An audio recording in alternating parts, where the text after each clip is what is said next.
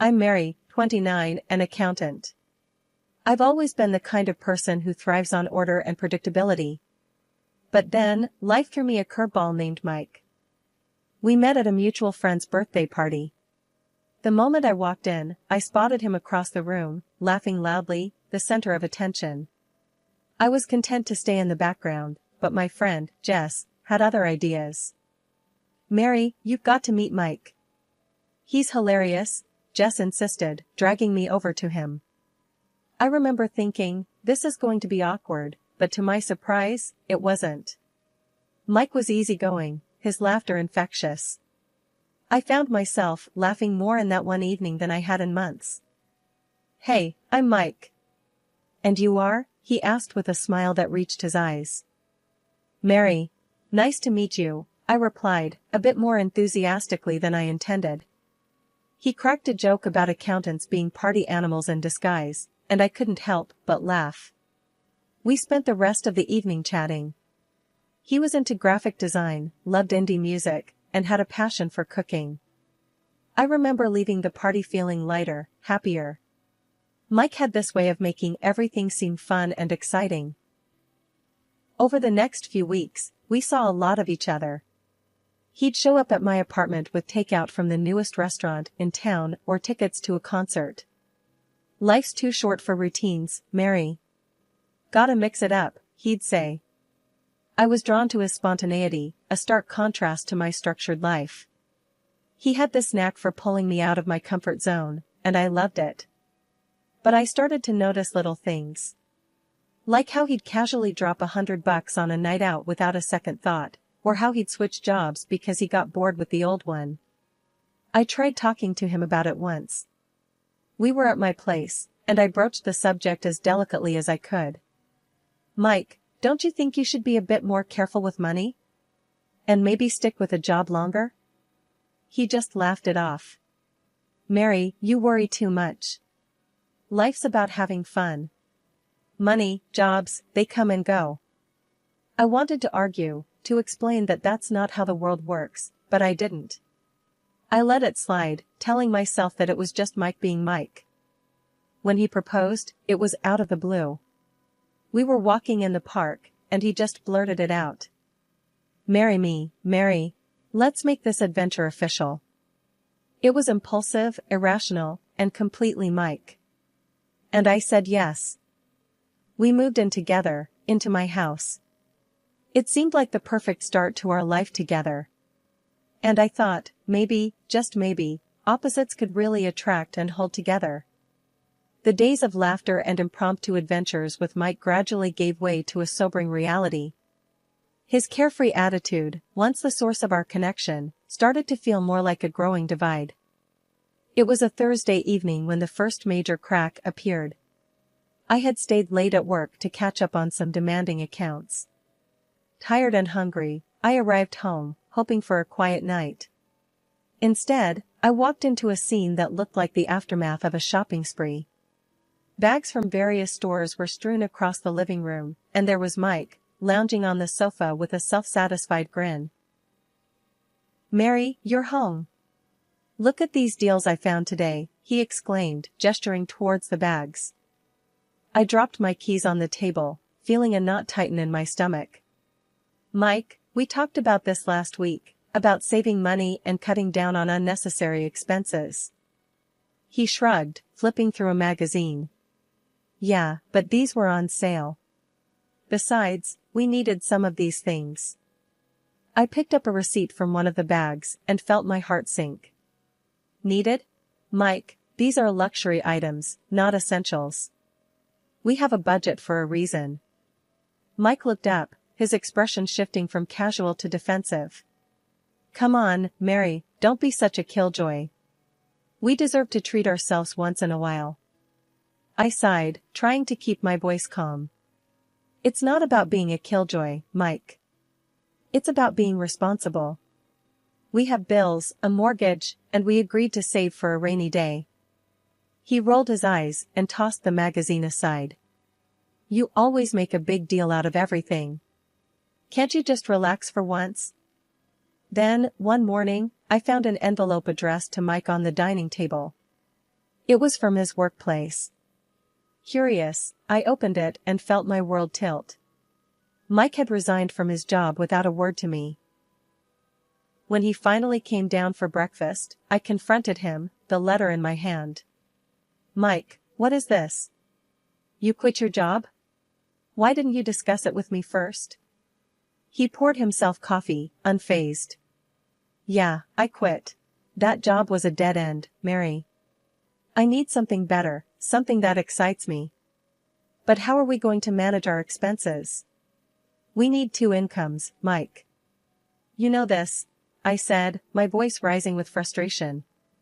He shrugged, taking a sip of his coffee. "We'll figure it out. We always do. You need to stop worrying so much." "How can I not worry? We have financial commitments, Mike. This is not just about you or me, it's about us, our future," I argued, trying to make him see reason. Mike set down his cup with a thud. "I can't deal with this right now, Mary. You're suffocating me with all this talk about money and responsibility." I watched in disbelief as he walked away, leaving me standing in the kitchen, letter in hand, feeling more alone than ever. Mike's unemployment, which initially seemed like a short-term hiccup, rapidly grew into a persistent source of stress and contention in our household. Each morning, as I prepared for work, I'd find Mike in the same spot on the couch, engrossed in either the TV or his phone. The sight became a painful reminder of our growing financial strain. "Mike, it's been weeks since you quit your job. Have you started looking for something new?" I asked one morning, trying to mask the concern in my voice as I adjusted my work badge. He barely glanced up from his phone. "Yeah, I'm looking. Nothing's caught my eye yet. I'm waiting for the right opportunity." His nonchalant reply irked me. "Right opportunity? We have bills piling up, Mike. We can't wait forever." He finally looked up, his expression a mix of annoyance and indifference. "Mary, you need to chill. I know what I'm doing. I'll find something soon." Days turned into weeks, and the situation at home remained unchanged.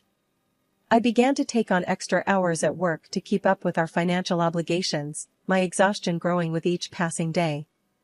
One evening, I came home to an unexpected scene. The living room was littered with pizza boxes and empty beer cans. Mike was sprawled on the couch, snoring lightly. The TV blared in the background. "Mike," I called out, frustration evident in my tone. He stirred and blinked at me sleepily. "What's up?" he mumbled, rubbing his eyes. "What's up? Look at this mess. And dinner? Were you planning to cook tonight?" I asked, my patience wearing thin. He sat up, yawning. "Oh, I forgot. Got caught up with the game. Grab something on your way home next time." I felt a surge of anger. "I'm working extra hours to make ends meet, Mike. The least you could do is help around the house."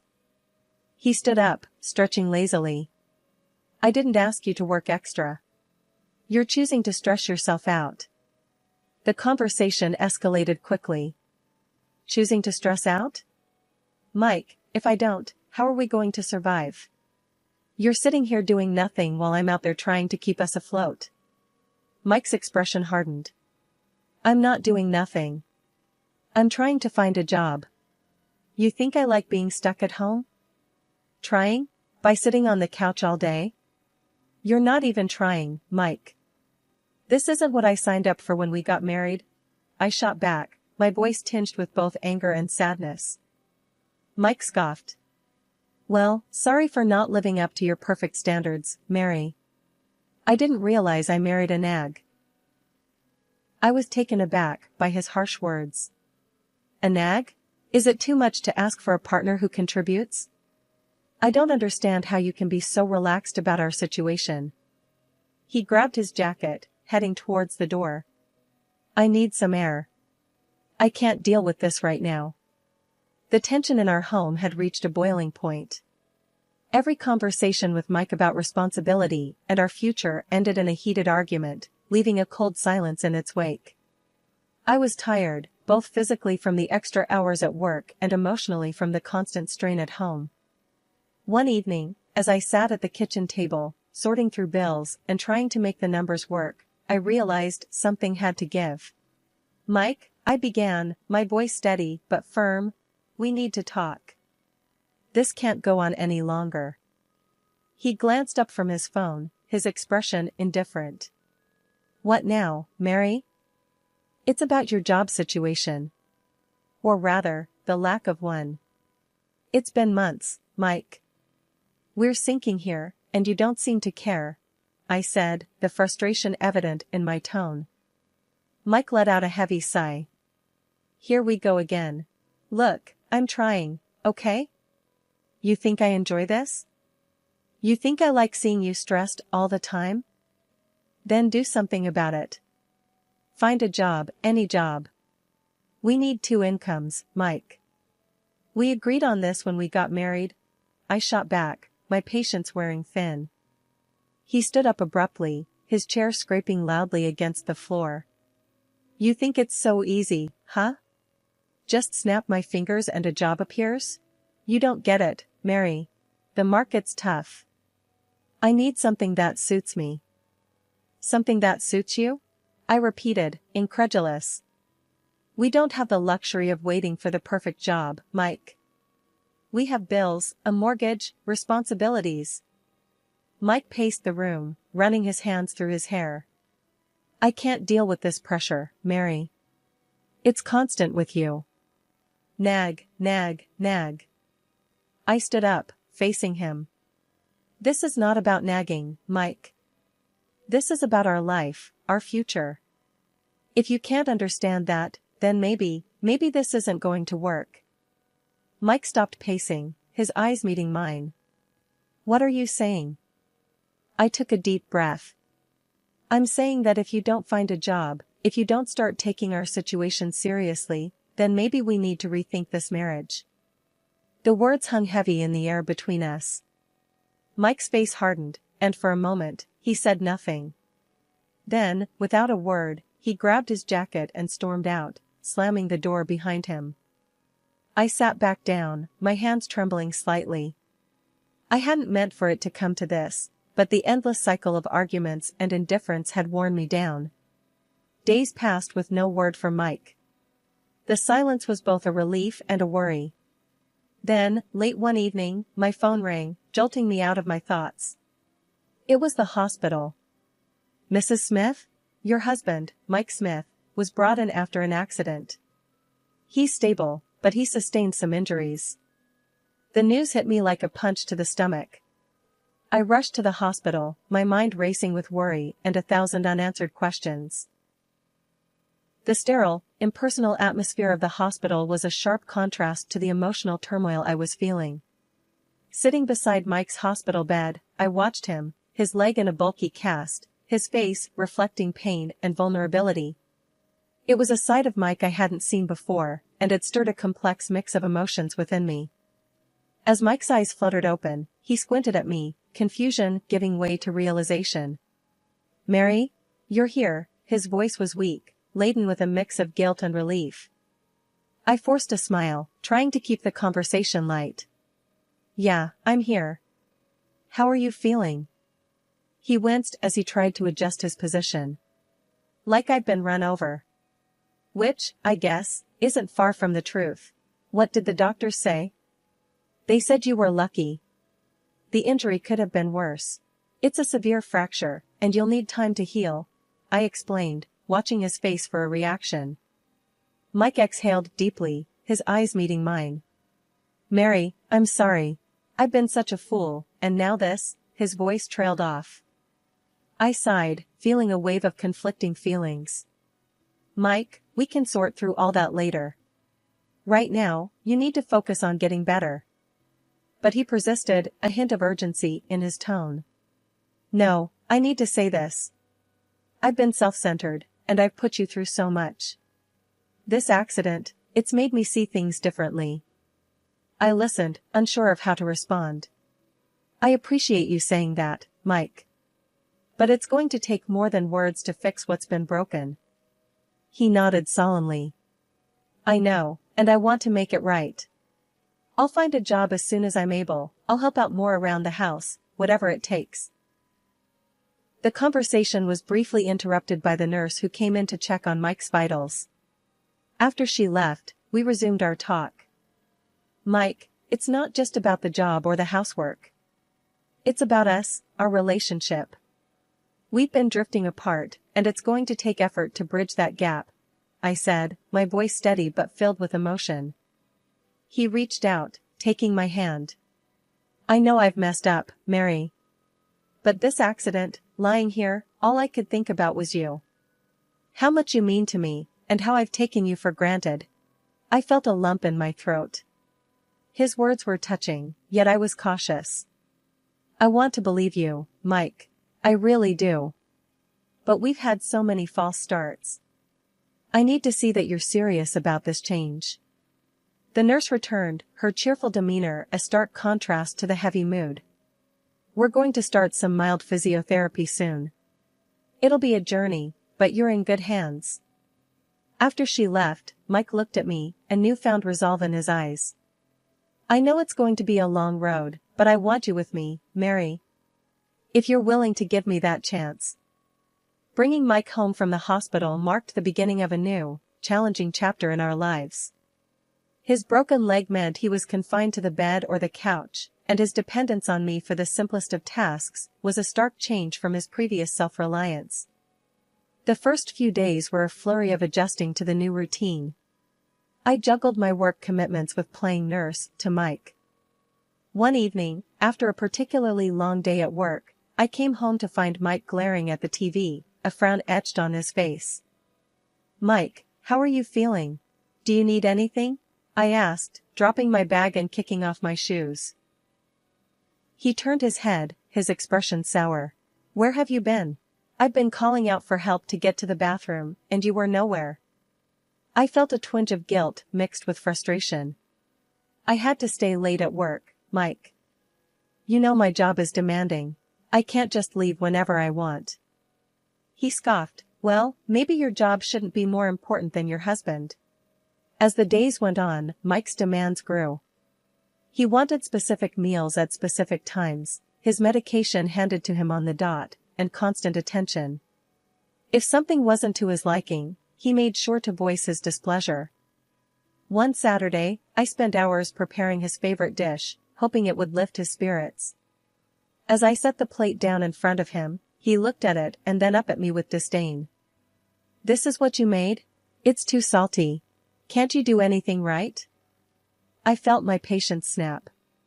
Mike, I've been running around all day, trying to take care of you and keep up with everything else. A little appreciation wouldn't hurt. He sneered, pushing the plate away. Appreciation? For this? I'm stuck in this bed because of my leg, and all I ask is for a decent meal. I stood up, my hands trembling with anger. You know what, Mike? I'm not your servant. I'm your wife, and I deserve some respect. Mike's eyes flashed with anger. Respect? You want respect? How about respecting my condition? I'm the one who's suffering here. As I walked away to cool down, I realized that the man I was trying to help was becoming increasingly unrecognizable. The sweet, apologetic person I had seen in the hospital had vanished, replaced by someone who seemed to take pleasure in belittling me at every turn. That fateful day, I returned home from work earlier than usual. The house, usually quiet during these hours, echoed with an unfamiliar sound of laughter coming from Mike's room. My heart pounding, I tiptoed closer, a sense of dread growing with each step. Peering through the slightly open door, I saw Mike, animated and cheerful, chatting on the phone. Oh yeah, I've settled in quite well here, he said with a laugh. Mary doesn't have a clue. My breath caught in my throat. Who was he talking to? What was he talking about? A cold shiver ran down my spine as I processed his words. I backed away, my mind racing, then loudly re-entered the house, slamming the door to announce my presence. I composed myself and walked into his room. Mike, hearing the door slam, quickly changed his demeanor and ended the call. Mary, you're back, he said, feigning weakness. "Hey, how are you feeling?" I asked, masking my turmoil with a concerned smile. "Just the same, you know," he replied, avoiding my gaze. The next day, I contacted a private detective, someone I knew from a previous work case. "I need you to find out everything about my husband's activities," I told him over the phone. "And there's a woman he might be involved with."